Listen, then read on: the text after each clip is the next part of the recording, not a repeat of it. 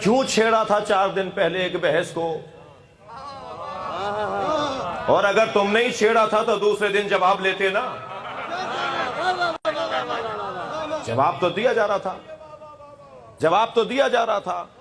پہلے تو میں گزارش کروں گا آپ کے توسط سے ذمہ داروں سے، اور یہاں موجود ہیں وہ نوٹ کریں اور آگے پہنچائیں، کہ اس ٹی وی چینل پہ گزشتہ 4-6 سال سے ہر سال کوئی نہ کوئی ایک ایسا موضوع اٹھایا جاتا ہے جس سے ملک میں آگ لگے، جس میں ملک میں فساد پھیلے، تناؤ ہو، کھچاؤ ہو، مشکلات میں اضافہ ہو. یہ موضوعات ٹی وی چینل کے بیان کرنے کے نہیں ہیں، اور اگر وہاں بیان کرنا بھی ہے تو پھر سننے کی جرت بھی رکھو. اگر طے ہو گیا ہے کہ بیان ہونا ہے، پہلے تو طے نہیں ہوا. پاکستان کے اندر اس انداز سے مناظروں پر پابندی ہے. عجیب بات ہے کہ اگر سکھر میں مناظرہ ہو رہا ہو، حیدرآباد میں مناظرہ ہو رہا ہو، تو علاقائی انتظامیہ FIR کاٹ دیتی ہے کہ جی مناظرہ تو پابندی ہے مناظرے پر، اور آپ ٹی وی پہ مناظرہ کرنے کی اجازت دے رہے ہیں، کوئی FIR نہیں کٹ رہی جی، اور کوئی پابندی نہیں لگ رہی اور کوئی تنبیہ نہیں ہو رہی. 3 سال پہلے ایک پیمرا کی طرف سے اس وقت کے میزبان پر ایک نوٹیفیکیشن، ایک لیٹر جاری ہوا تھا، لیکن اب اس دفعہ نہیں ہوا، پچھلی دفعہ نہیں ہوا. تو اول تو یہ بحثیں وہاں کرنے کی نہیں ہیں، اور میں گزارش کروں گا کہ ان بحثوں کو ٹی وی چینل سے رکوایا جائے. جوڑنے کی بات کرو. پہلے ہی مسلمان کم الجھے ہوئے ہیں جو تم مزید الجھانا چاہتے ہو. اتنا بڑا مجمع یہاں بیٹھا ہے، شیعوں کا اتنا بڑا مجمع بیٹھا ہے، شاید 2% نے بھی مطالعہ نہیں کیا ہوگا. ایک چیز کا حلال ہونا اور ہے، ہزاروں حلال ہیں جن پر آپ عمل نہیں کرتے. ضروری ہے کہ اگر حلال ہے تو سارے شیعہ مطالعہ کرتے ہیں؟ ایسا نہیں ہے.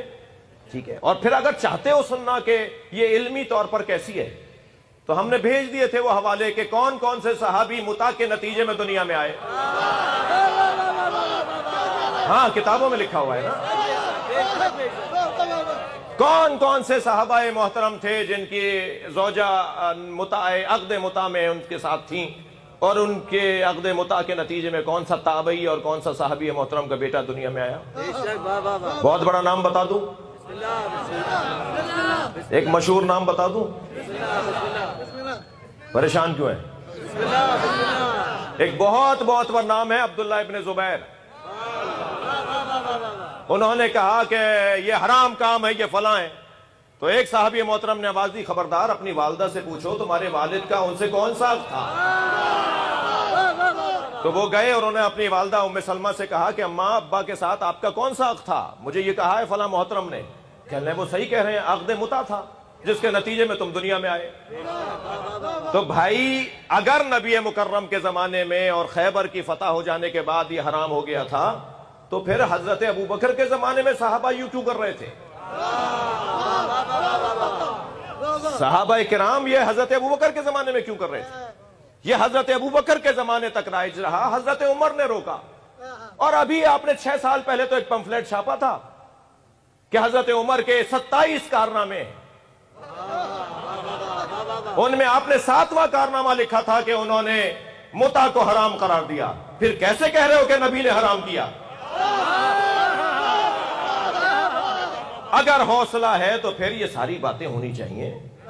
اور میں تو امام بارگاہ میں کرتے وقت 4 دفعہ سوچ رہا ہوں، اور آپ ٹی وی چینل پر بیٹھ کر پورے ملک کو مصروف کر رہے ہیں. تو میری گزارش یہ ہے کہ ان موضوعات کو ٹی وی چینلز پہ بیان نہیں ہونا چاہیے، اور ان مضامین کو وہاں بیان نہیں ہونا چاہیے. وہاں بیان ہونا چاہیے ان مضامین کو کہ جو اخلاقیات ہیں، جو گھریلو مسائل ہیں، جو ذاتی الجھنیں ہیں، اور جو فقہی مسائل ہیں. میری نماز کا یہ مسئلہ، میرے روزے کا وہ مسئلہ، اپنی عبادات اور اپنے ذاتی معاملات کو بیان کریں. جن میں الجھنیں ہیں، جن میں مسائل ہیں، انہیں بیان کریں گے تو اس کے لیے پھر فورم چاہیے، اور اس کے لیے پھر حوصلہ چاہیے، اور پھر جگر چاہیے. تو جدید مناظرے میں پہلی شرط یہ ہوتی ہے، تھکے تو نہیں میری باتوں سے آپ؟ جدید مناظرے میں پہلی شرط یہ ہے کہ طے کریں کہ آپ کو ماننا ہے. اگر سامنے والا ماننے کی نیت سے بیٹھا ہے تو پھر مناظرہ ہوگا، اور اگر نیت ہی ماننے کی نہیں ہے تو وقت ضائع نہیں کرو ہمارا. اللہ اکبر، کہو اللہ